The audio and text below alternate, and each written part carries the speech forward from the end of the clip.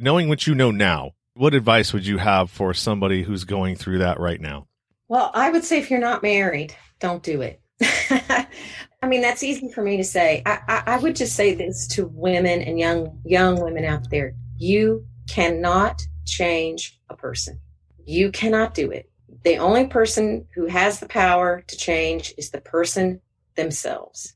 And if you think that you're going to love them enough or that they're going to love you enough, let me tell you, it is not about you. It is not about you. I mean, that's easy for me to say, but I'm just telling you that you cannot change a person. There's a saying now that sort of floats around in the addiction community, and that is that the gateway drug is trauma. Sean Dustin spent time in federal and state prison for drug trafficking and fraud. Upon release in 2006, he had nothing but the clothes on his back, a bag of mail, and legal paperwork. In 2010, he kicked a long-time methamphetamine habit and started the long climb back up the ladder of life. This is the Nowhere to Go But Up podcast.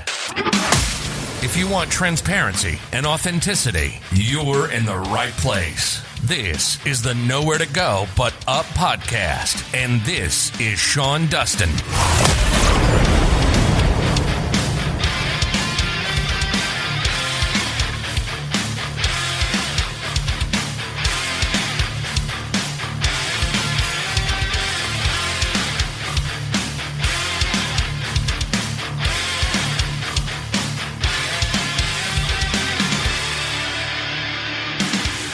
This is the Nowhere to Go But Up podcast, and I'm your host, Sean Dustin. Today I'm talking to Denise Bernardini, and she actually came to me from the one of the podcast groups that I'm a part of in that batch of posts that I put out for bottoms and life struggles, and she's here and she wants to talk about being a victim of an alcoholic. Well, maybe not a victim, but dealing with an alcoholic husband as a wife. And, I think that, I do talk about a lot about people and life struggles on the opposite end of that, like as an addict coming through that. But I really think it's important to also show the other side of it, because there are two sides to addiction.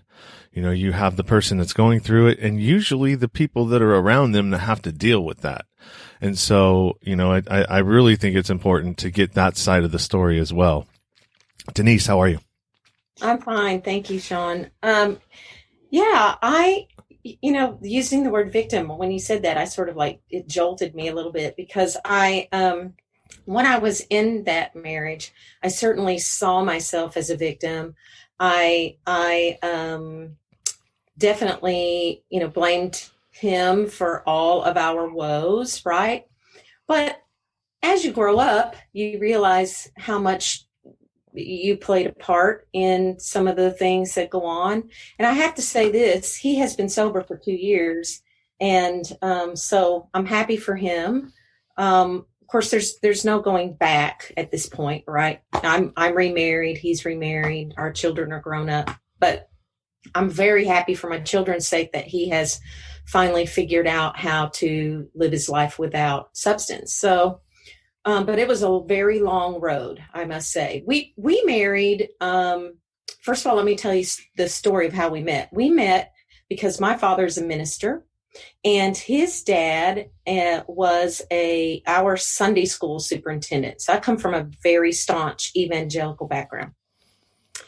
And his family sat on the front row of our church every Sunday, and we were best friends in part of elementary school and part of middle school. And then my father took another church gig somewhere else, right? We moved, we lost contact.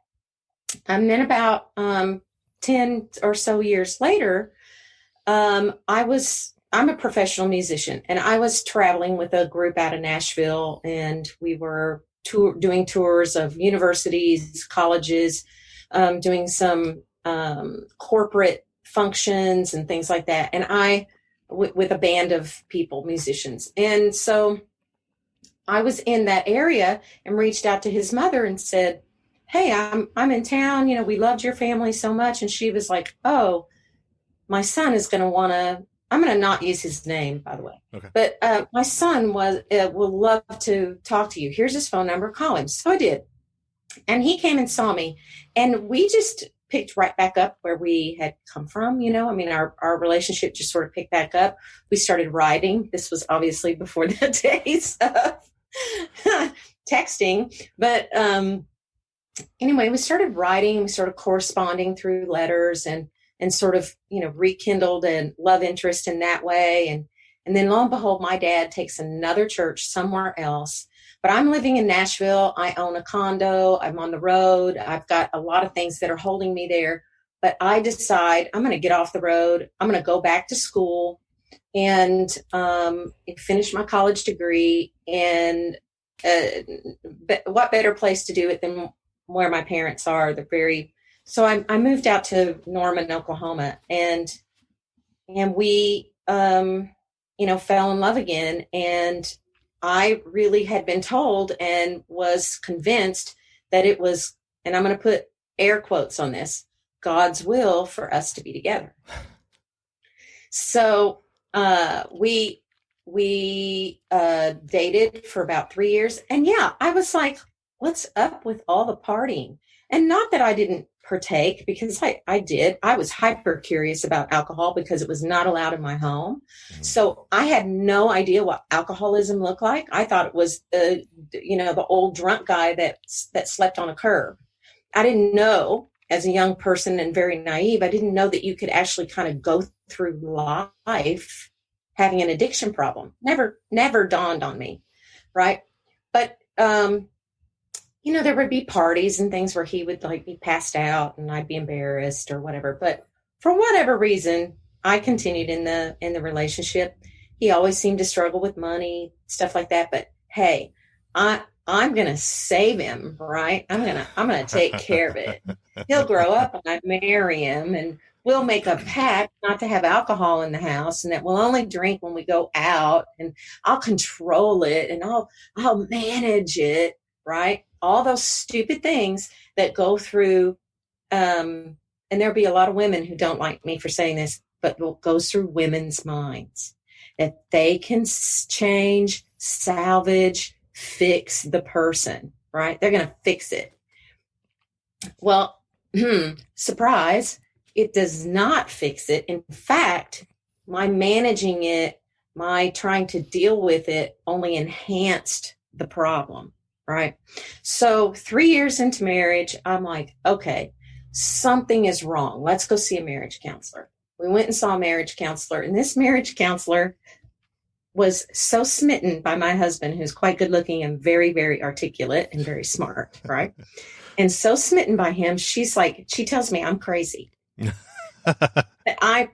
must be me, because if he weren't, these were her exact words.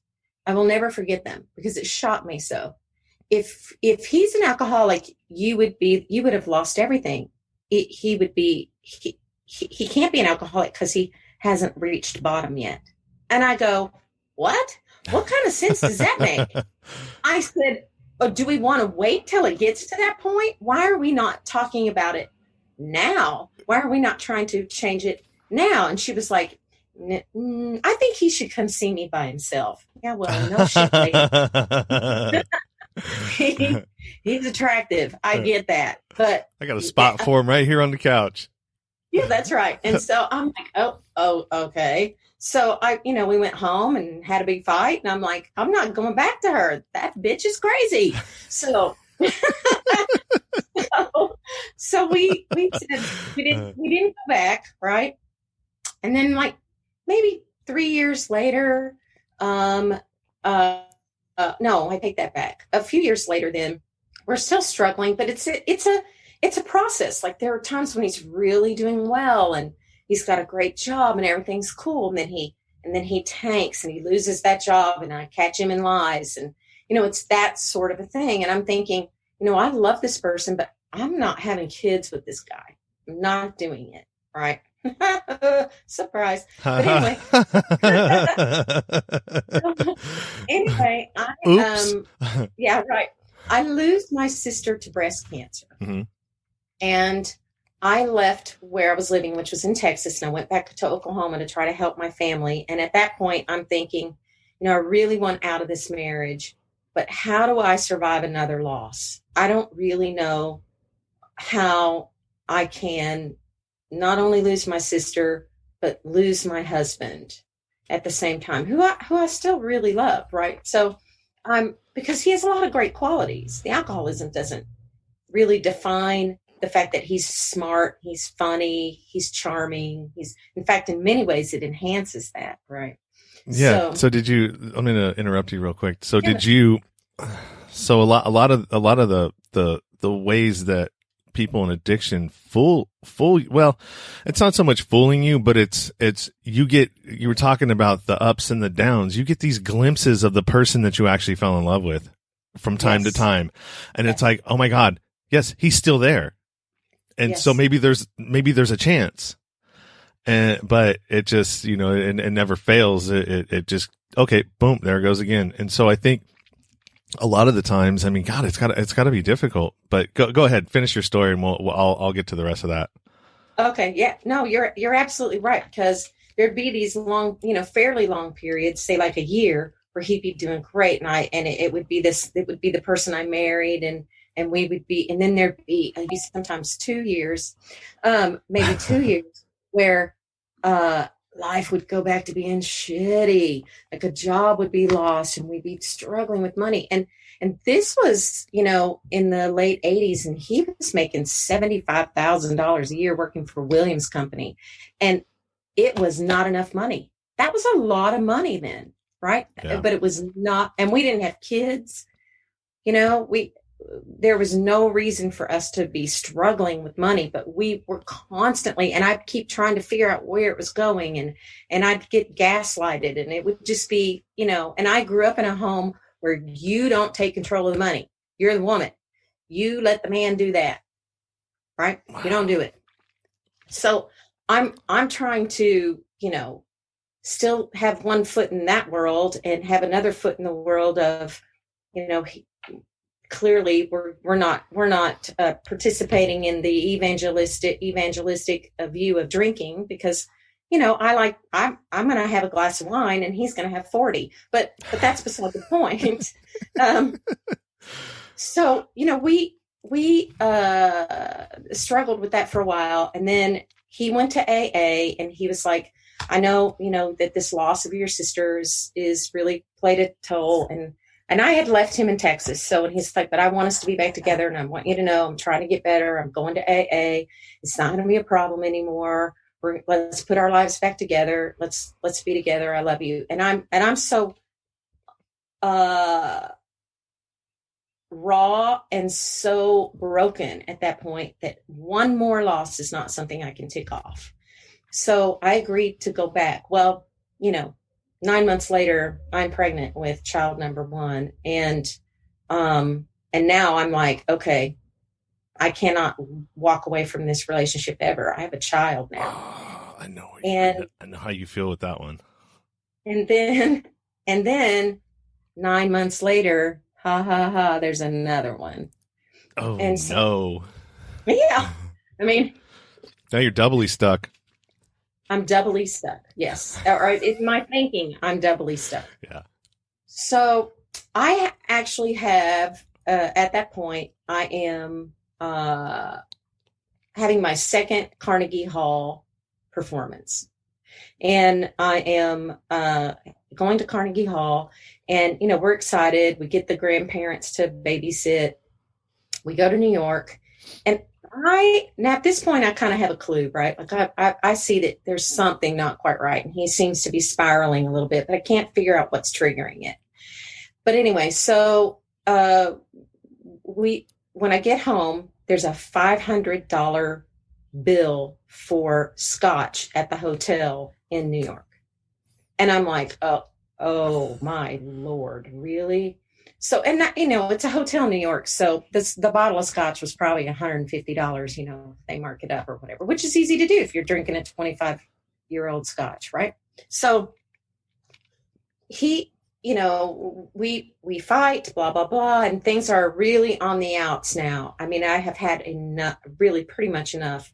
And I throw myself into fixing a home we live in. So I am doing all of the repairs. I hired somebody. I'm doing it side by side with him. I'm learning how to lay tile. And all I'm trying to do is just not have to think about it, right? Like I'm completely just distracting myself from the shit show I'm living in. Yeah. And I and I get all of that done. It takes me about 9 months to get all that done. I'm standing out in the yard, I'm looking at the house, and I'm thinking, wow, this is amazing. My house looks so great. And literally someone walked up to me and said, "Are you Denise?" And I had a different last name then. And I said, "Yes." And they said, "Consider yourself served." And I look at this piece of paper, and my house is up for sheriff's sale. And he'd been watching me work on this house, knowing full well he's not making house payments. Oh. So that day, I try to find out how long it is before the house is up for sale. And I have some weeks. I then go and buy a small safe. I start applying for credit cards in my name, and they came pretty quickly. I bought the safe, hid it in my closet. I started hoarding every bit of money that I could.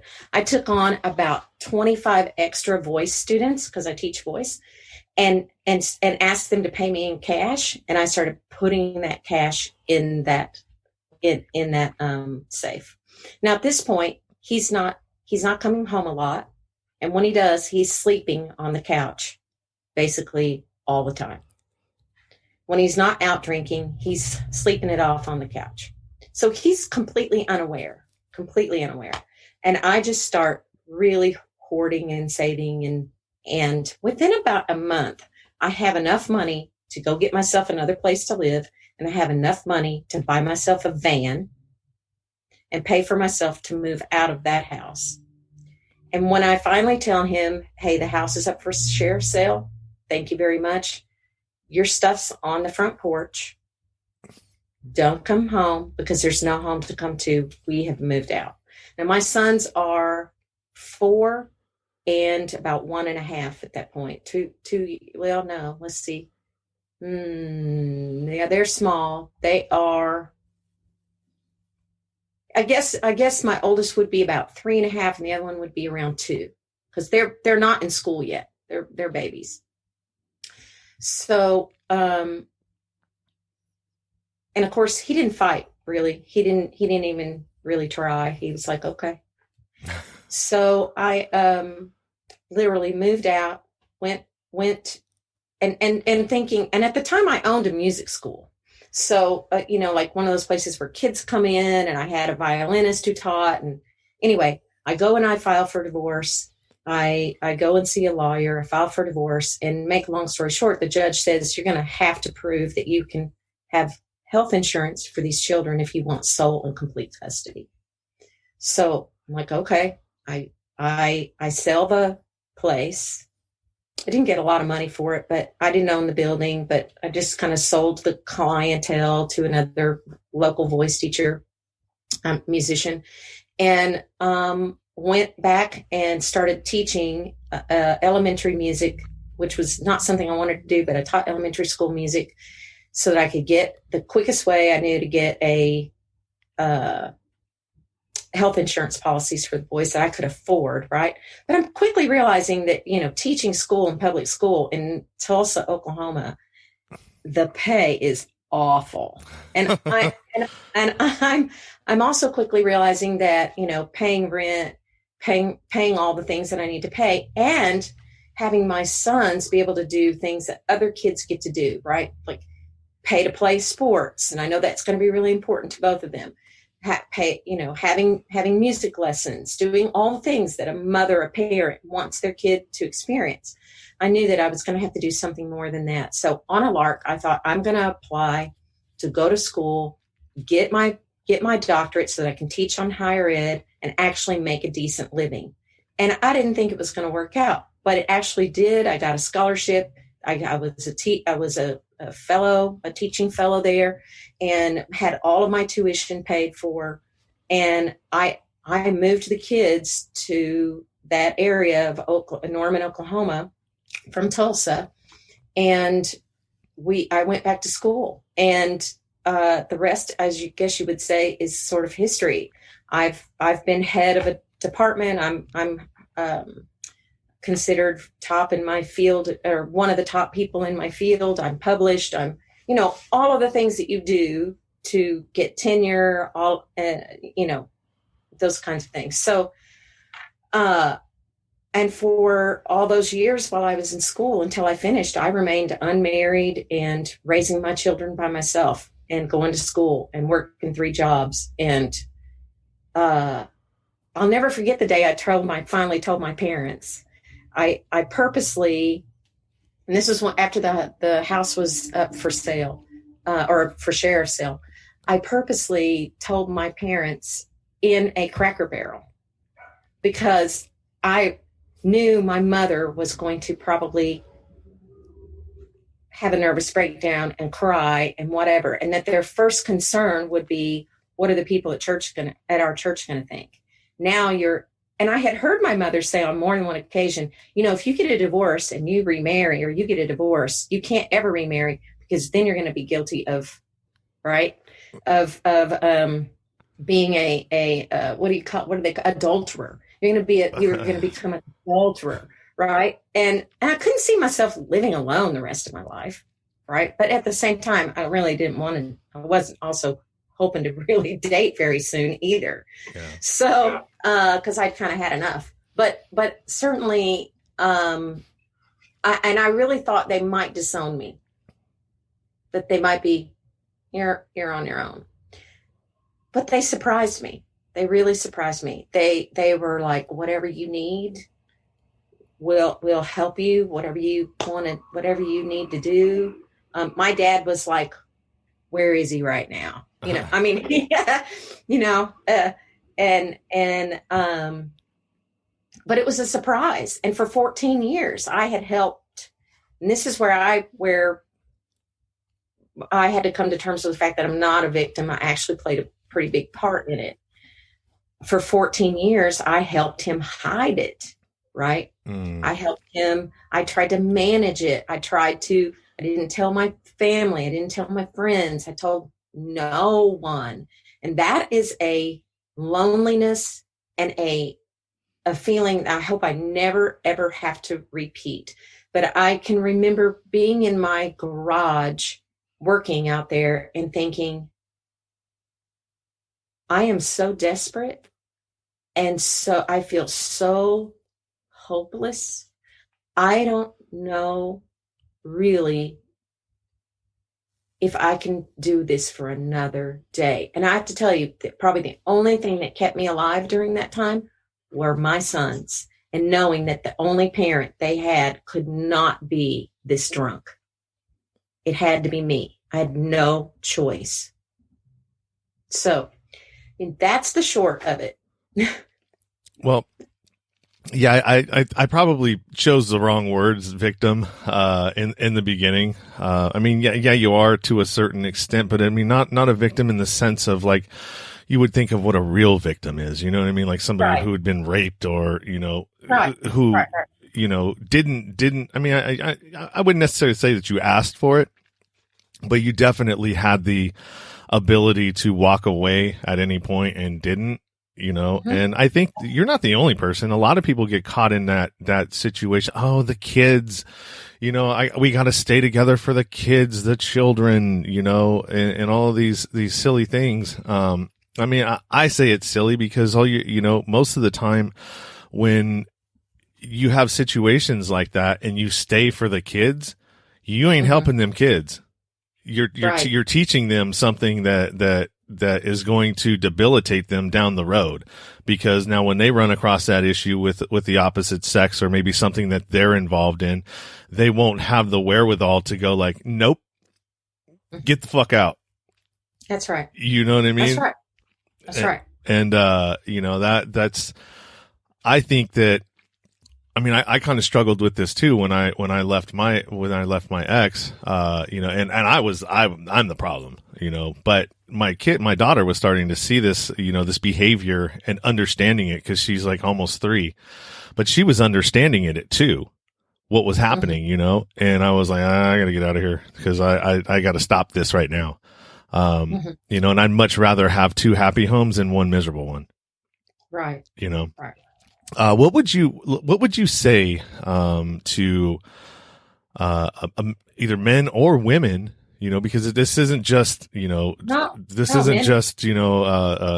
for something that women go through. I mean, men go through it as well with their wives, that are alcoholics or drug addicts or whatever it is that they're struggling with. What would you say to somebody who's in that same position right now where you were 14 years, or maybe I wouldn't even say 14 years. Let's just say, 10 years into this marriage and you've already started to see the signs, right?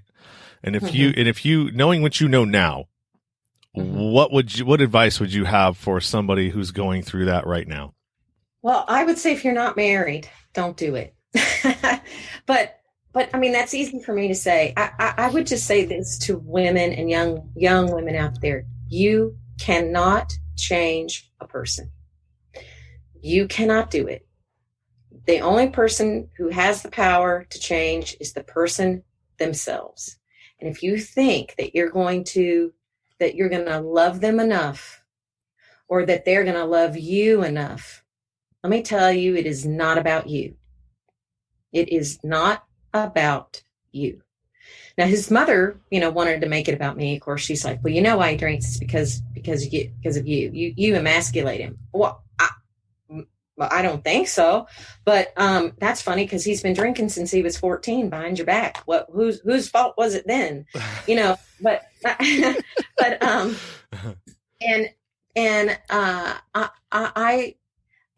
I mean, that's easy for me to say, but I'm just telling you that you cannot change a person.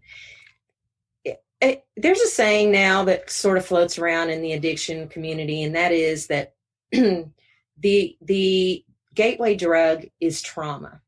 And I know for a fact that his father was an ex-49ers football player and terrorized those boys. All of the boys in that family all have addiction issues. In fact, one of them died at 45 in his own vomit. It is, and that family trauma was never, ever, ever, ever dealt with. And I would say that if you're with someone that you see these signs, you need to help them or try to figure out where the trauma comes from and encourage them to deal with the trauma. And if they don't, then the addictive behavior will probably always plague them. And so I think you can love somebody and be with somebody without trying to manage their issues. I wish someone had sat me down when I was young and said, okay, are you going to be all right with the fact that he may never, ever be better than this? That this may be as good as it's ever going to get. And if I had said, yes, I'm going to love him no matter what. If he puts us in the poorhouse, if we have to live in a tent or a trailer park or whatever, which from my background, that would have been a really terrible thing to do, right? Not necessarily. Well, I live in a trailer, but I mean, it's a very nice one. Is it a trailer or an RV? Well, I mean, I don't know what's the difference.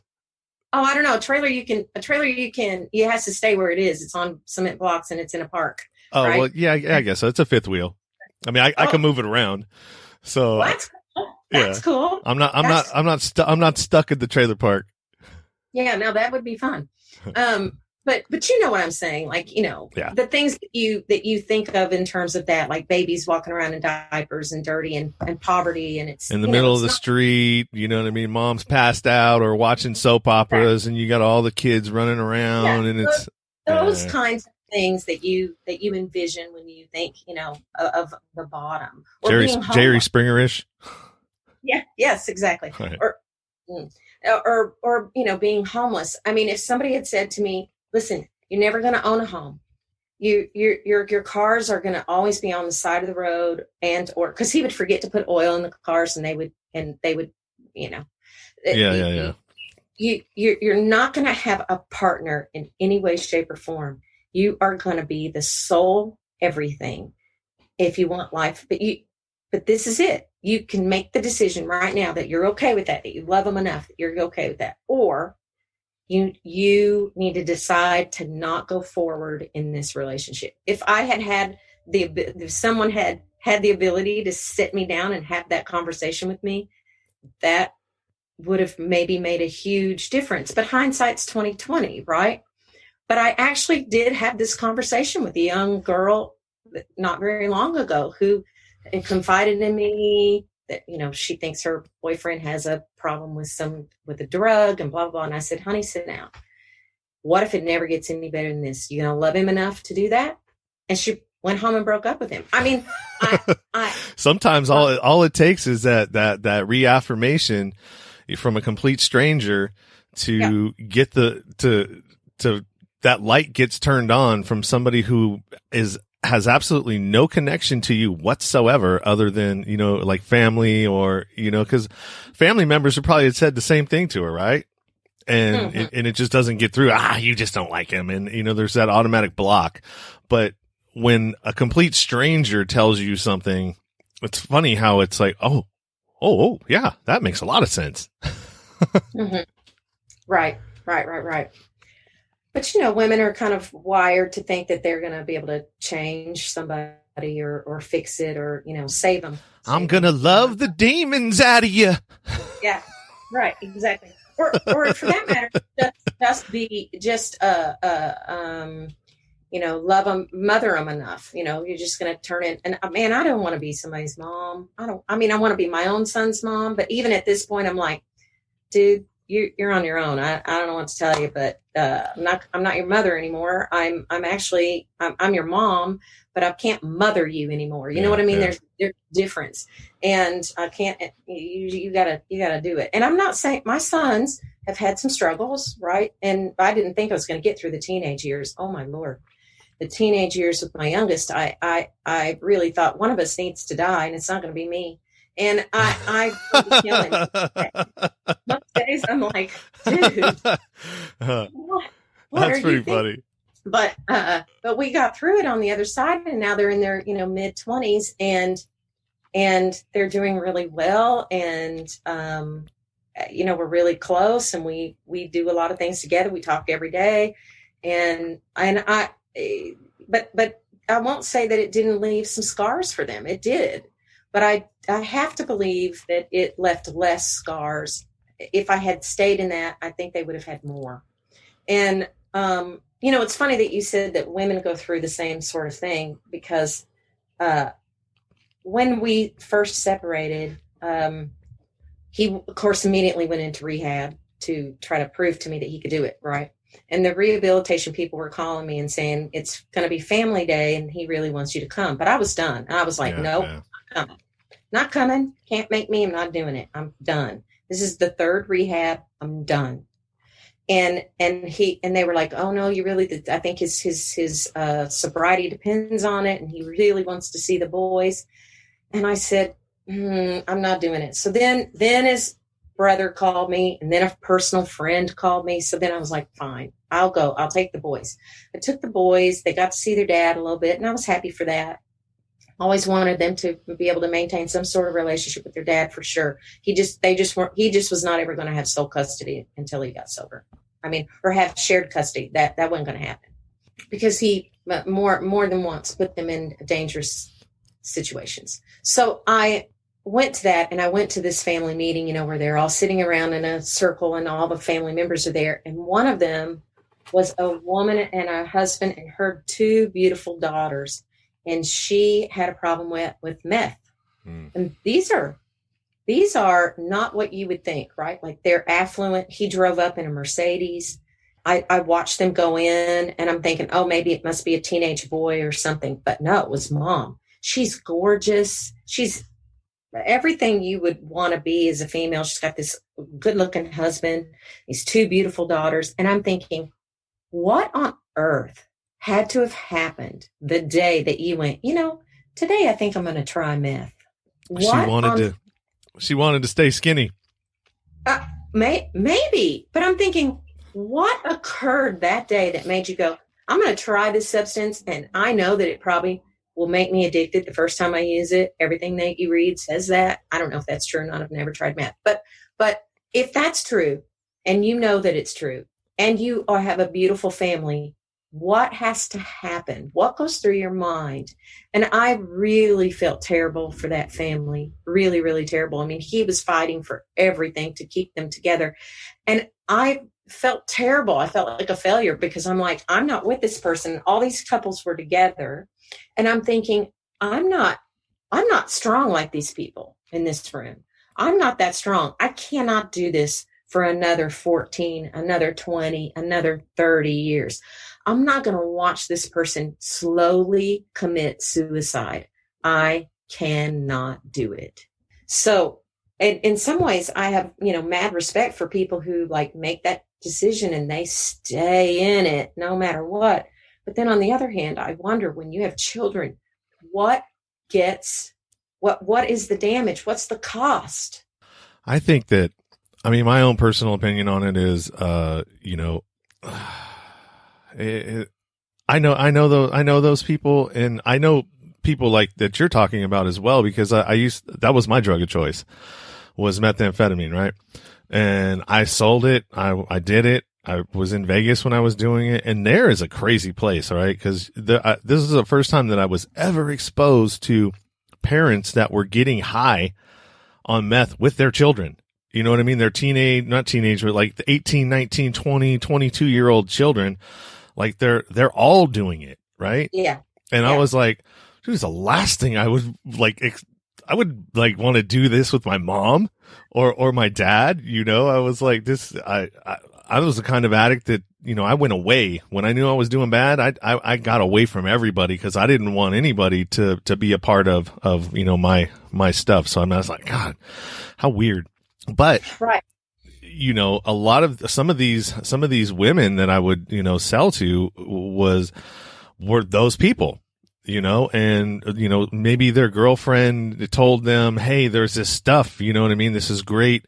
Actually 19, episode 19, Satya Tara, same thing. Her friend told her that, hey, there's this thing that you can take that will, help you to not eat and maintain your weight. Right. And she even said in the interview that we had, or the conversation, she was like, I didn't think anything of it. I was like, oh, great. And within 6 months, lost everything, and was homeless. And this was a really extreme case. I mean, sure. what made me seek her or reach out to her was the pictures, because there's pictures of her while she was actively in addiction, and it was like, holy shit. Whoa, it's like I couldn't believe the difference between the two. Like how are you that? How is that? Exactly. And so it's a mean drug, man. Yeah, I volunteered at a homeless shelter in the food bank, and helping try to teach cooking classes to people who were in transitional, trying to get into housing, and had been sober for so long, and they'd met all the requirements, and a lot of them hadn't cooked in years, and just needed to have an idea as to how you eat some skills food. Right, some basic life skills. Yep. And I would be floored, because they would tell me how old they are, and I'd just be like, what, you're 20 years younger than me? You look 20 years older. Yeah. And and most of them, their drug of choice was meth. A few alcoholics, but mostly it was they had been meth addicts. And I don't have an addictive personality, so it's really hard for me to understand. And I also have the good fortune of having been raised in the church and not having lots of trauma happen to me. Right, my parents were are good people, and took great pains to be in mine and my sister's lives. And now, were they strict? And Was my dad overbearing? And did they do shit that made me angry sometimes? Like my dad would show up on my dates, like just show up, things like that, to try to control me. Yeah, that stuff made me mad, but that's not trauma. That's a very different kind of thing. So I'm lucky in that. And so it's hard for me to wrap my mind around why, when someone is losing everything and they can see that they're losing everything, they can't just quit. Except that, you look at biology and you look at the physiology and you look at the chemistry that goes on in the brain and the way that the brain rewires itself, to want more of that. And then when you educate yourself, you get it and you can understand it on that level. But it is really hard for me to get it on an intellectual level. I empathize with it, but it's hard for me to get it on an intellectual level. And speaking of Vegas, my husband and I went to Vegas last year, and I'd never been to Vegas, and we were laughing about it. We were like, "Hey, baby, Vegas, baby, what stays in Vegas, and all that." And we got there and we hit the Strip, and that was the only day we went, because I told him, I said, I can't do it. It is so sad to me. It's so it made me terribly sad, because yes, there would be families sitting out on the street smoking meth together, so absolutely gone that they can't even hold their eyes open. Young people clearly having, on heroin, whatever. And they're there on the Strip. And then just, I don't know, it was an atmosphere that I was like, hell no, I'm not doing this. Right. So we spent most of our days going out to the desert and doing other things, and went into the city and got away from the Strip and enjoyed some lovely food and all of that. But man, no, thank you. No, thank you. It literally really made me sad for those people. I just could do it. So yeah, it's not a place I would ever think of. I'm not going, oh, I hope my son settled there. Yeah. It definitely wasn't a place, it chewed me up and spit me out. My last residency there was, state prison. So Vegas, I didn't do well there. Let's just say, one thing I wanted to touch on a little bit, but we gotta wrap this up here. I got another one at 9, so I need a little bit of time in between, but the whole, Bible Belt, evangelical, religious. I mean, that really, I'm not. All right. I'm not religious at all. I mean, I believe in there's something out there, but I don't put God on it, because anytime, man gets involved with something, he corrupts it. Oh, yes. And so I don't believe in that story, because that's what it is. The Bible is a story. All right. In my opinion, I might be wrong. Maybe there was, maybe somebody did come back to life, in 3 days and rose again and all of that stuff. I don't believe in it. But there are things that I can't explain, and that kind of all right, well, maybe there is something, but are you evangelical still? Are you? Sir. No, sir. No. So I'll tell you what was the last straw for me. While I was working on my doctorate, I got a job at a local evangelical college, being head of the voice department. And, when they found out that I had been divorced, they let me go. What? Yeah. Yeah. And I asked the dean, I was like, so you would be okay with me being in a marriage where the person is abusive, physically, mentally, and doesn't support their children, puts them in poverty, that you'd be okay with, but you're not okay with me leaving that person who does those things. And he was like, I'm sorry, but it's not biblical. We got to let you go. That's crazy. Yeah. So I walked away from that, and that was the last straw. And I basically went like this, and I've been done with anything evangelical. And yeah, absolutely. You're absolutely right. It's corrupted by men. And in my opinion, Zealots are zealots. It doesn't matter what religion. I don't care if you're talking about Islam. I don't care if you're talking about Judaism. I don't care if you're talking about Christianity. I don't care what religion you're talking about. If you're a zealot, it's all the same. Yeah, it all stems from the same place. Like these religions all spawned from one thing, right? And they just sort of branched off. They branched off into different, you know what I mean? Different parties, if you want to call them that, right? Yeah, absolutely. Sex, right? Yeah. And what my problem with religion and government is because it's supposed to be separate, right? Church and state. Yes. Do you know how ingrained religion is in politics? Yes. And from that part of the world, from the Bushes were in Texas, the Clinton country is where you're from. You know, we don't want to start talking about the Clintons, you know, and how many people, the body count that follows them. I'm libertarian, so me too. But want to if you want to, but I you know, look, most things stem from fear, right? Yeah. And religion's fear is they're not going to control. They're not going to have control over the masses. They're not going to have control over what you know or what you think. And then therefore they're not going to have control over your pocketbook. Yeah. Right. Yeah.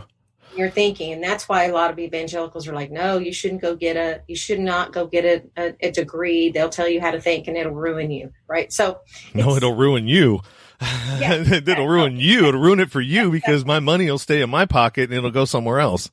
Exactly. So no. No, I'm a very different girl than I was in my 20s. Well, for sure. I would probably consider myself libertarian to a certain extent as well. I believe that, you know, I stay out of my business. You know what I mean? Stay out of my shit. I'll pay my taxes. Don't try to control me. Don't tell me what I can and I can't do if I'm not hurting anybody. You know, and we could probably have a conversation about that on another podcast because I believe that, you know, we need a third party for sure, especially in the times that we're in right now.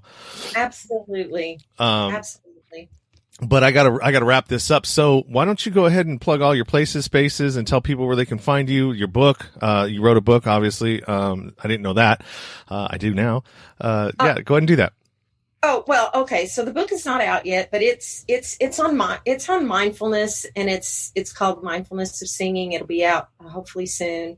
And it is for the non-singer. It's for somebody who wants to kind of rethink their life or rethink the way that they deal with everyday stress and things like that through the healing of their own voice and their own sound. It's not about singing pretty. It's about how you can use your voice to make a difference in your daily habits, such as meditation and things like that. So it's a mindfulness book.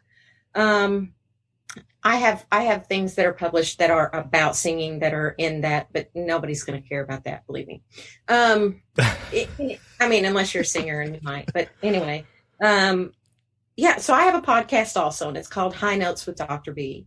And it is all about, it's about women who are doing things like I did, like getting out of their issues, getting out of their problems, trying to find a way to live a better life and doing things like that. So that's what it is. Higher Notes with Dr. B. It's a podcast.